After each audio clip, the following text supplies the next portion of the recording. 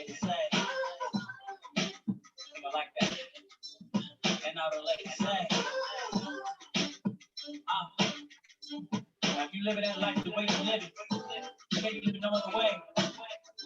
I need you to put a bottle in the air right now. Welcome to the champagne life. Where trouble is the bubble and the champagne life. Happy New Year, everyone. Welcome to Champagne and Conversations. Cheers. Yes. Happy New Year. Oh, we supposed to sip, right? I forgot. Sorry. Happy New Year, DJ Newmark. Welcome to Champagne and Conversations. Can you hear me okay? Thank you for having me. Yep, I got you. Thank you for having me. Absolutely. Happy New Year, Jodeci. How are you? Much appreciated. Happy New Year, family. Newmark, what's up, baby? Toast to you, King. What up, Jodeci? Salute to you, brother. Yay! Welcome to 2022 Champagne and Conversations. So thank you so much for kicking off the new year with us. We are so excited to be back. We took a little bit of a break during the holiday season, but how was your holiday? Everything good? Everything was good, nice and peaceful. All my family is healthy. You know, they're doing whatever they have to do to remain vigilant and not, you know, getting the Rona and whatever 1000th variant it is. And, you know, we try to stay up on our vaccinations and everything. So my camp and my kingdom is doing very well. We're blessed. Absolutely. Hopefully you can say the same. Yes, thank God. We can say that as well. I have been one to be in, so I haven't had much activity holiday-wise, New Year's Eve, nothing, you know, just that kind of laying low. So you're right. It's been a blessing to just be safe at this point, right? The small things that matter. So yes, absolutely. And we love your Porsche t-shirt. That's right, Porsche. You got it. That's right. I got it. I must have been German in another lifetime because the majority of the vehicles that I own are German engineered. So it's something about what they're doing over there, like Porsche, and they're really nice when you go to their facilities for their tours and stuff. And of course, they have to be. That's right. That's right. It's all about the service. That's what sells. This we know. So talk to us. We know that you are now in Florida and you have a radio show, which is a hip hop radio show in Florida. So that is fun. Let's talk about, you know, like how you got into music. Let's talk about, I know that you started in California. So there has to be some sort of difference between being on the West Coast and now being in FLA, where the weather is still kind of the same in both places. But talk to us. Tell us how all of that came about. Well, I mean, first of all, California don't get much hurricanes. So the weather is kind of the same, but nah, it's a lot different as well. Okay, it's like, all right. You know, it's like you got Kim Kardashian and then you got Khloe. They're both Kardashians, but they're two totally different people. Oh wow, look at the analogy there. Okay. I'm telling you. But you know, how I got into DJing is kind of interesting. I grew up as a military dependent. My father was in the Air Force. Mm-hmm. So, you know, from birth literally to high school, every 3 years or so, we changed locations. Sometimes it was abroad, sometimes it was stateside. And my father was really big into singing and into music.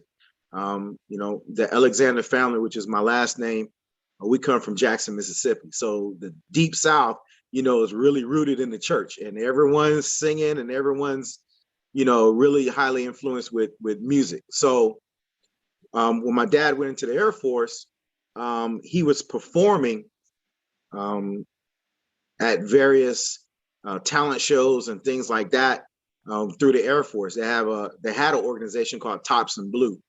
Okay. So basically what they would do is every air base, they would have a talent show. And then the winner of each little category, best male vocalist, best female vocalist, best group, they would all come together in a showcase and perform and travel throughout the country or wherever they were at. So I was really introduced to the performing aspect at a really young age. My dad was really Sure. successful. Mm-hmm. So then once the 80s came around and hip hop started to make its way from the Bronx to, I think we were overseas at the time, it really captivated me, like all the other people my age. And I found out that I couldn't rap, and Oh, everybody was rapping. were you You know, trying to rap? I was trying to rap, trust Okay. me, because it was Okay. free. It was Who were free to you? do. Who were you emulating? Everybody. Okay. Um, Like, where, well, because again, where I was at, we weren't in a centric location that was heavily influenced by whatever originated there. Like if I was in New York, then obviously those pioneers back there, sure. Grandmaster Flash and all that. Okay. But That's where where I that was I trying was, to see how far back you went. Okay. yeah, yeah, Little yeah. Curtis Blow. I'm 51, so definitely Curtis Blow and all that, Melly Mel and all Okay. that. But Okay. but where I was at overseas, we would only get that music through the service members that was connected to those areas and were stationed wherever we were at. You know what I'm saying? Okay. So it was like So third person. You had to get like through. third So, person, uh-huh. Uh-huh.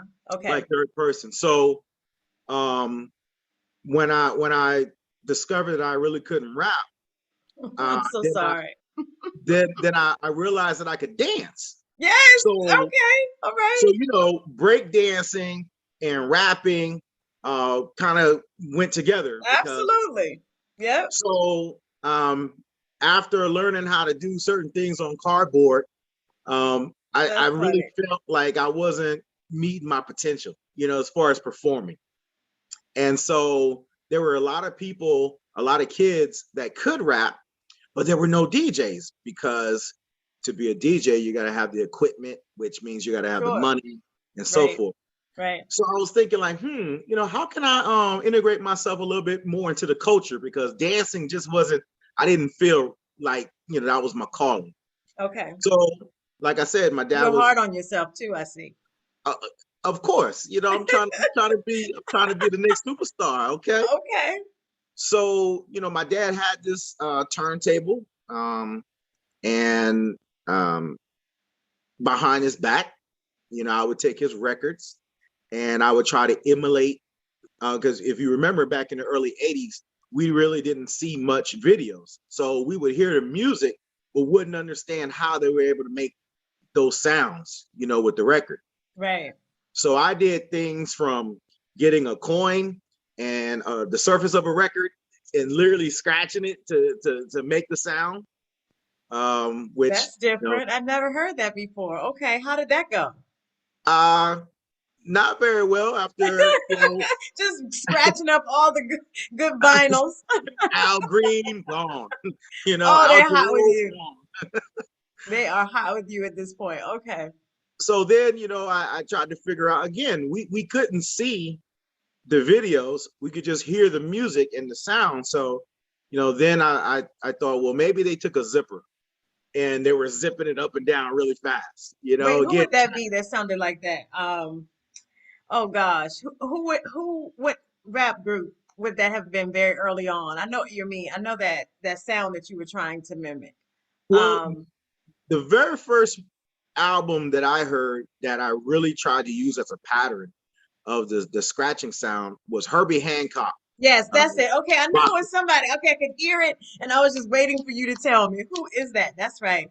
Uh-huh. now, Okay. now, when you look at the lineage of the hip hop culture, clearly there were other pioneers like Flash and DJ Kool Herc and all them Yes, that were, yes, yes, yes. but Mm-hmm. way over there in Neverland, I didn't see those people. So the first video that MTV played was Herbie Hancock. Yeah, and we need her because we don't talk about him as much. So yes, thank you for bringing him to the light. But that zipper sound I could hear that you were just saying. I was like, wait a minute, that was so distinct. So absolutely. But keep going. Absolutely, absolutely. So then, because if you remember Herbie Hancock's video, you didn't see actually some Herbie scratching a turntable. Yeah. he had like mannequins and it was weird, That's it. And they talk about his video and how it was so progressive from that time because everything else was like what you just said. You would expect to see him, scratching and such. So yes, I do recall reading something about the uniqueness of what he was doing at that time. Hmm. Absolutely. And Yeah, then very cool. um, around 85, 86, Uh-huh. I saw Jam Master Jay.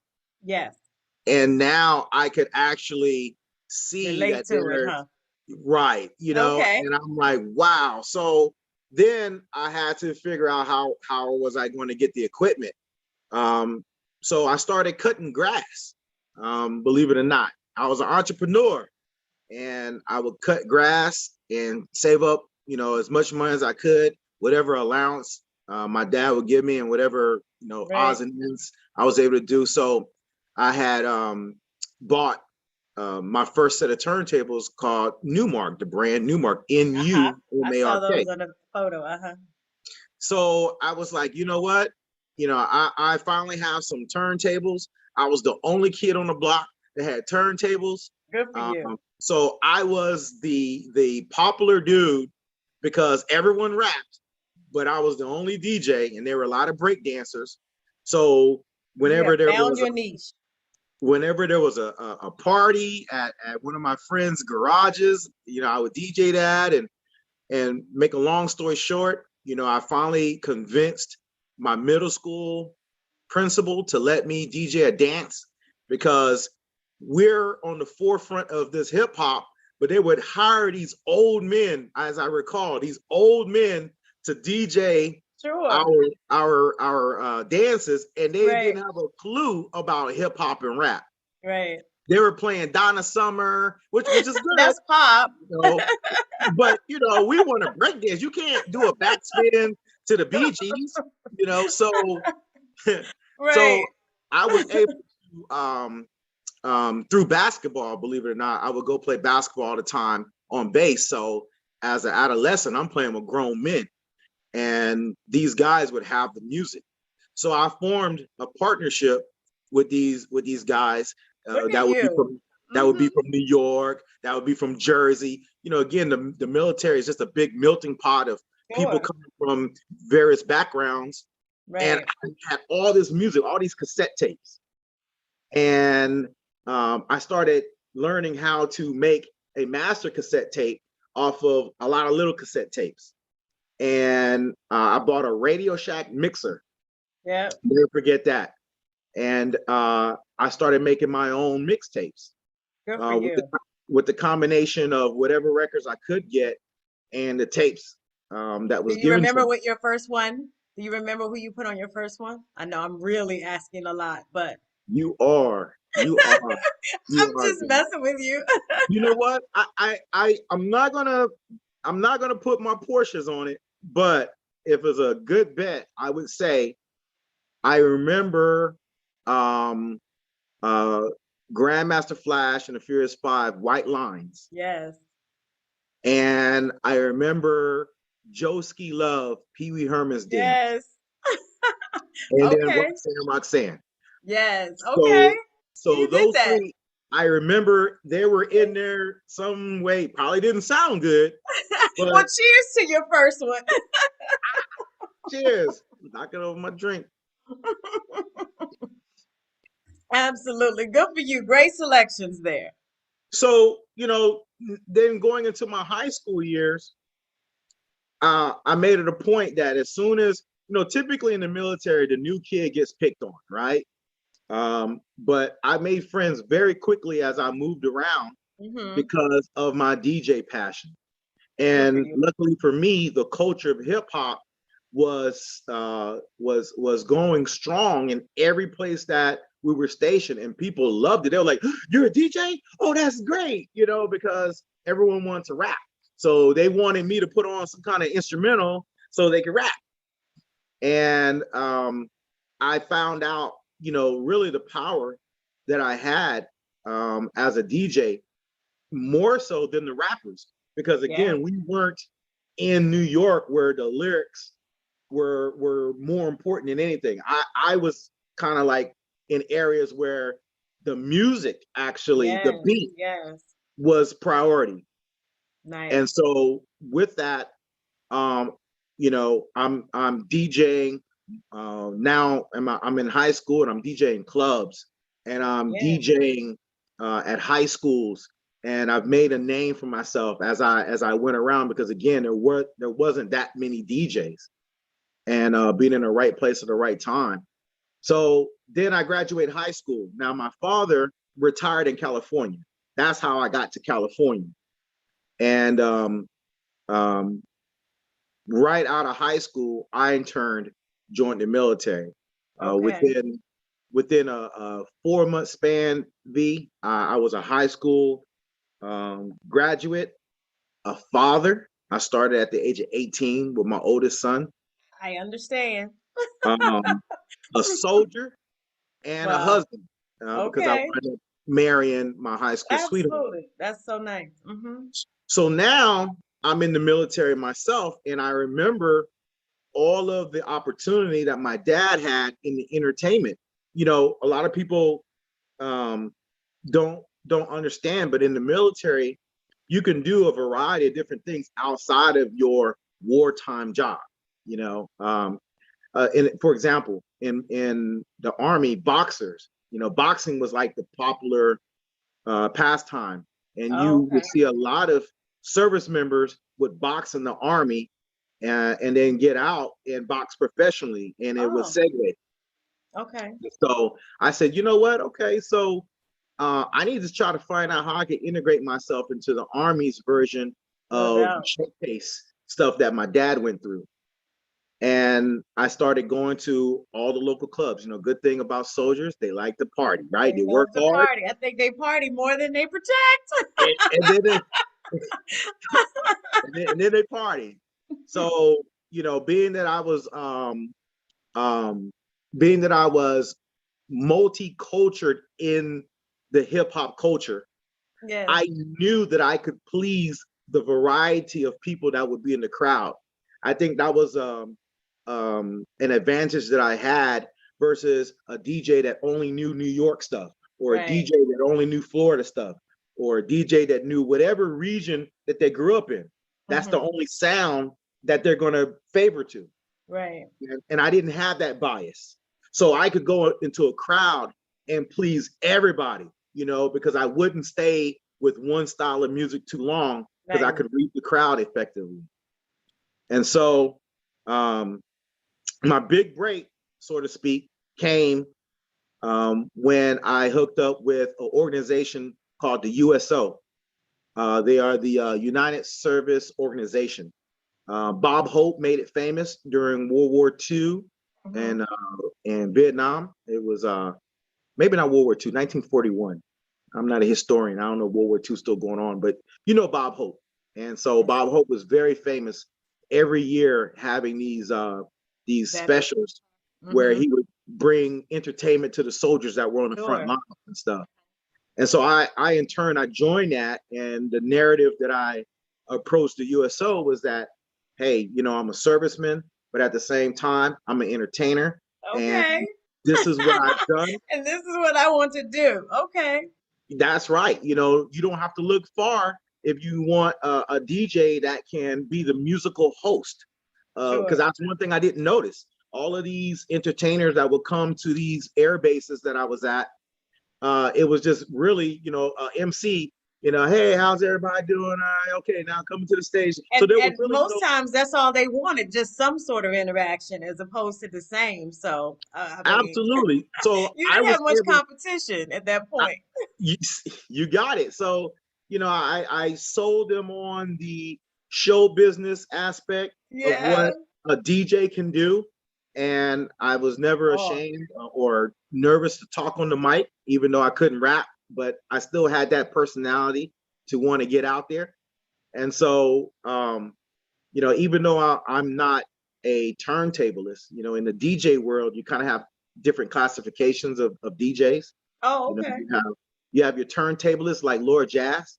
Lord Jazz, he can bounce back and forth and turn his back and do all these things under his arm and all this kind of stuff. Yeah, yeah. And I'm not that fast. I'm not that kind of dude. I like to I call myself a party DJ. I read the crowd, I talk Okay. to the mic, get everybody hyped, and that's just what I do. I don't go back and forth all, which is great, but that's just a different Turntable side. entertainment.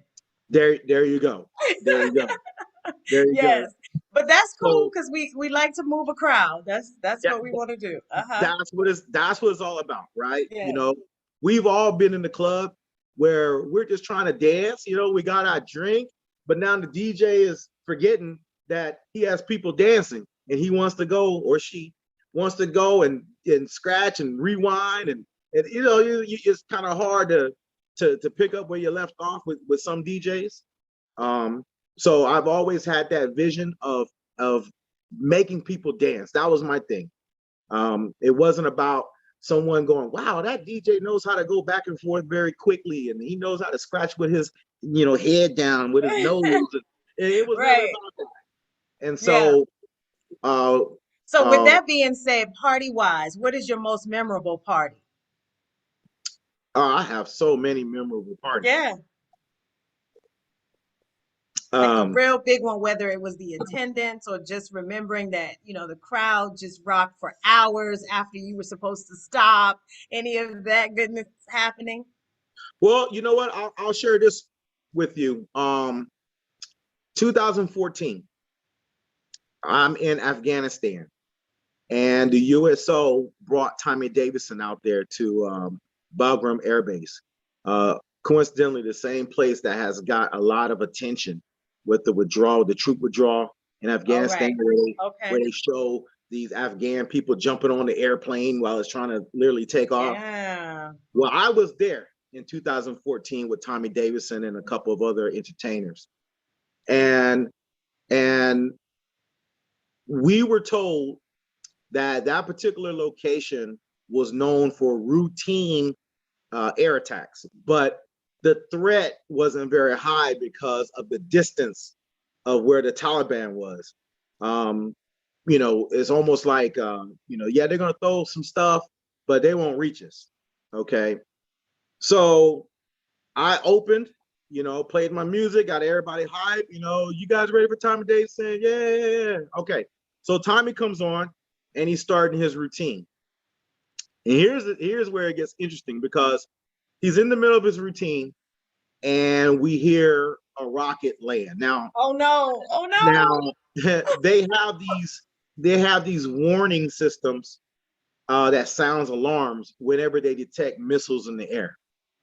And so we hear the alarm and we feel like a light impact. The ground shakes just a little. So Really? Tommy's still telling jokes and everything, and everyone's still laughing, and I'm looking around. No one's making a scene. So, and then maybe 10 minutes later, another one. But this time the vibration is a little stronger. Well, I'm no scientist and I'm not no engineer, but I know if the vibration is getting stronger, that means the rocket's getting closer. So Wow. Tommy is still, doing his thing. I'm looking around. No one's making a big deal. I got all these high-ranking military officials. No one's showing concern. No problem. Gets a little intense, a little bit more intense. And finally, Tommy was like, you know what? If no one's going to make this a big deal, I don't feel comfortable. Yeah, I'm out. And he winds up leaving, right? I'm out, right? So now they don't want to cancel the show. Like, I haven't received the official, hey, we need to go take shelter or any of that. Hmm. So I jump on the turntables and I start doing Make my a thing party. again. And if we would have got hit, if we would have got hit with a rocket, we all would have died happy, because everybody was party That's a good rocking, story. you That's a know. good story. And, We're and gonna to go this, down with a party. I'm telling you, America's finest. That'd have been an interesting headline. See, that's what I said. They're not protecting, they're partying. I know this. So So that now that would leading, have to go down. yes. So now leading from there, which is just definitely a contrast for the next part of this, is that you leave that environment, and you're now the DJ or the official DJ for our well-known NFL team, the Raiders. So I can imagine same kind of energy, and just in terms of a night that the game is great or it was close or they almost lost and they came back or whatever it was. So do you have a story that is just kind of I guess crazy like the one that you just shared with being with the Raiders, because you were the official DJ for them as well, right? Yeah, the thing Yeah. about the opportunity with the Raiders, we had three DJs. Okay. Oh, Um, was that necessary to party? it was because Okay. we had a DJ for the Oakland Raiders their fans are known for fantastic tailgating situations, right? Okay. With people that just sit in the parking lot. They don't buy a ticket. They just get in the parking lot, pay their Yeah. parking fee, and they barbecue and they do a whole Yeah. bunch of stuff. That's fun though. Uh-huh.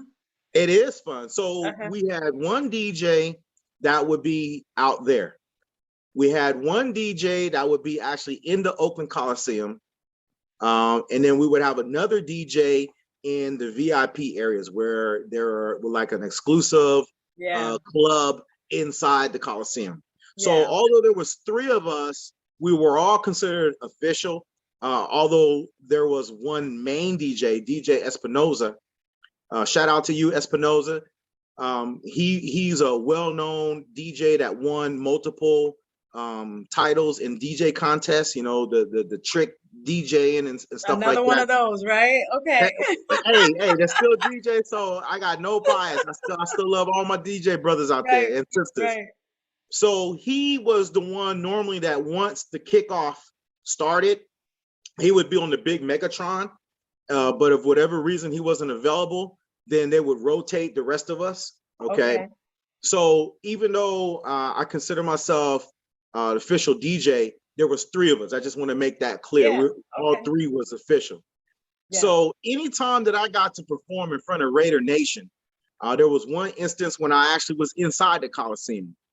It was bananas. Okay. The Raider Nation, I love the Raiders even before I became affiliated with them because their mystique and their hard-nosed Yeah, I was gonna reputation. say, what kind of music do they like? Well, they're in Oakland, so the Bay Area artists like E40. Shout out to Yeah. E40. He's Yeah. following me on Instagram. You got Too Short. You Yeah. got a variety of different West Coast Ice Cube, Ice T, all of them. But if you really went where I knew I need to get the people really excited and amped, then I got to throw in a Bay Area native, MC Hammer, somebody from the Bay. Okay. And the amount of energy I tell you as a performer, I've DJed in crowds of 35, 40,000 people in my career, and it pales to a non-sellout environment because the Raiders hardly sold out their seats Oh, well, now for they have a home new games. arena. I think they may be doing something different. Yeah. That's another chapter. We got to pour a whole nother bottle for that one. Okay. But I can't pinpoint a particular time because every time I DJ'd in front of the Raider Nation at whatever capacity, whether it was in the Coliseum or in the parking lot, it was magical. Yeah. The Yeah. energy is The just something energy. that Mm-hmm. And it's that and it's like I'll that. miss. Yeah. I just Absolutely. wondered, in terms of their vibe, how it actually was, but not wanting to assume that it's Bay. But yes, we would want to make an educated guess and thinking that that usually would be the way. Same thing with like here in DC with the Redskins. It's the same kind of thing. Certain music comes on and the crowd goes crazy. So yes, I get it for sure. So now with all of the musical influences that you mentioned, and then obviously with your DJing, and you've done both spectrums, so you've been able to entertain in a more conservative environment and still the same outcome as a less conservative, which is, strictly for fun and entertainment. Where would you see yourself going next? Because I know that in some of your mentions for articles, you stated that you'd like to go on tour with some artists. So who would they be that you would want to tour with? Wow. As a DJ, everybody that has contributed to the hip hop culture, especially during the 80s and 90s, are automatically my hero. Okay. Um, you know, I know that I I won't make don't you do a know. top five, but let's hear 'em. Let's get close. Well, again, like if it would be R&B, my favorite groups of the 90s would be, Jodeci, Guy, um, Keith Sweat.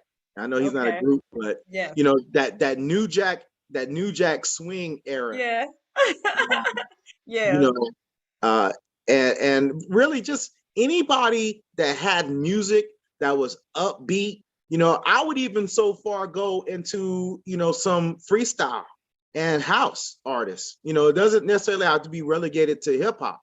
Yeah. Miss CC Pennison, she's following me on Instagram. Shout out to you, CC. Just any of that flavor that it just pumps energy. The slower, methodical hip hop, the kind of music that makes me want to sit down and listen versus dance. I don't swing that way per se, Oh, as the far as conscious rap. Uh-huh. right. Okay. But anybody who put out music, shout out to DJ Wiz. I would love to be Kid and Play's DJ for a tour. Just anybody that had that music that was just pumping and hype. Yeah. Um, so I really can't say, because I love all music of that era. I just don't connect well with today's music. Well, then I would say, as it related to the real, energy, like a Heavy D, who I love, love, love. But, his music was up. Kwame's music was up, in terms of like dance from like a hip hop, but not so hard, hip hop, like you say, or not in that conscious area. It was more just entertainment, party music, so to speak. Right. But that kind of would be where I would maybe say you would be. I don't know. Dougie Fresh, he was always an awesome entertainer when it came. Absolutely. Yeah. So that would probably Absolutely. be amazing too. Typically those acts, V, that you don't associate the term five mics to, would be The Fat those Mike. acts that would Uh-huh. appeal to me, Yeah. harder. Yeah. I get that. And you have mentioned a couple of folks that have followed you. I think that your wall of fame is amazing. When we first started talking about planning this conversation, I would pop on just to see what was going on, and then I would look again and you'd added a few more, you added a few more. I was like, this wall of fame is hilarious. Because you never really think about, oh, it was 20 minutes ago, they just followed me. Look at this, look at this. So what was your inspiration? Just excited about the first person that did, and then you just started making that one of your collections, I guess? Yeah, as a radio DJ of classic hip hop and R&B, that's what I do every weekend on the DJ Newmark experience. I play classic hip hop and R&B, and I Okay. want to reach out to these artists of the music that I play and let them know that, I know they still get that royalty check, hopefully, so they know their music's being played, but I wanted Right. them to know and connect directly with me that I am one of many that actually are making sure that your music stays alive, making Yes. sure that that era of throwback music stays alive. Dope. And And so your call station in Florida is what? is Yo 107.1. Yes. And how long have you been there? Going on a year next month, actually. And you enjoy it there?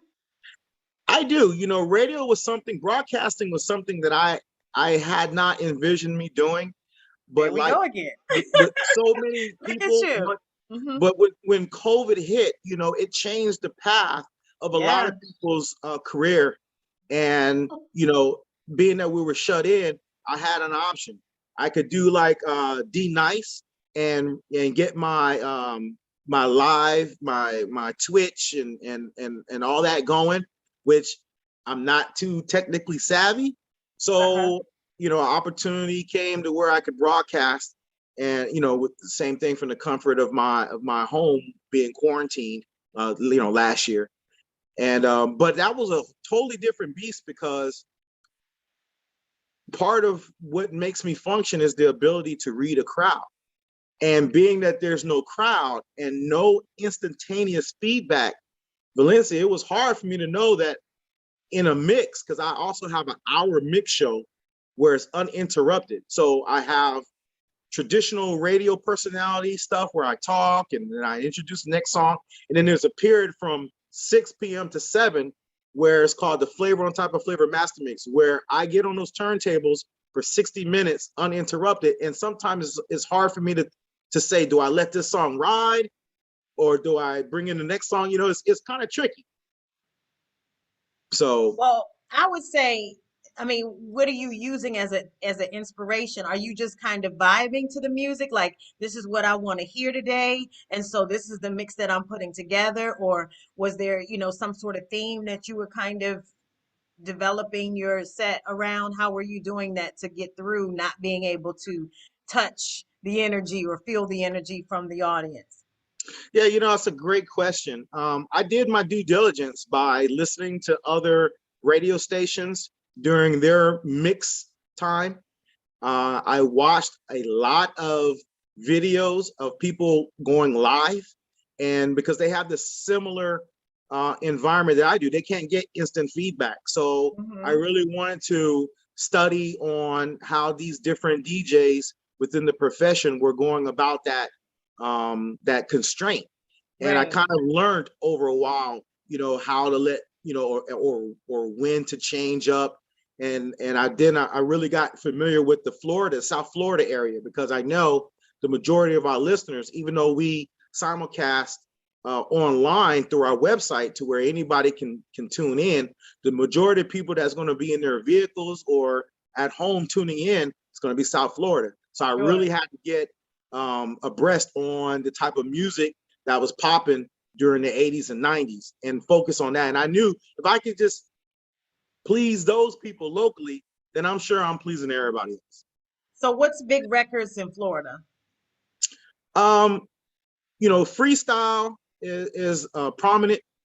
Um, the When I Hear Music and Lookout Weekends and AEIOU, that's popping. And of course, the booty bass music, Luke, uh, Yeah.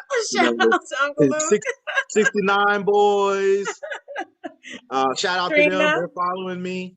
It's just a variety of that. Whenever you hear that bass music in the 90s, when for anybody who remembers Freaknik, if you're as old as me, you remember Freaknik in Atlanta, the majority of that music that was playing in Atlanta was heavily influenced by the Miami sound. Absolutely. Absolutely. Yes. King of Diamonds and all that good stuff. There you Yes. go.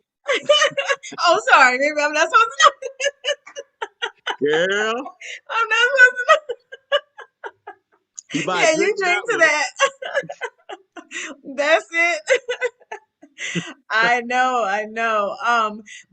So yeah, but Pitbull actually is one of my favorite from that area as well. And I know that I remember when he got started in his career, and just to watch how he has evolved into this, entertainer over years is just amazing to me, because I just remember his path. So I just was curious as to what music was big and that you play in rotation now. But yeah, that's all awesome. So yes, so what is next for you? What do you have planned? Because you've been kind of charting it out and you've done well in terms of what you want to do. So where are you headed? Well, as I make these connections with these legends of the music that I play on air, naturally, I kind of throw my name in there as far as, hey, Yeah. if you ever need a backup DJ, and I often say that I do it for the love of the culture. I'm not necessarily doing it per se for my own personal gain. It's the fact that Well, it if is I for for the love of what you do. So that definitely would fill a love spot, right?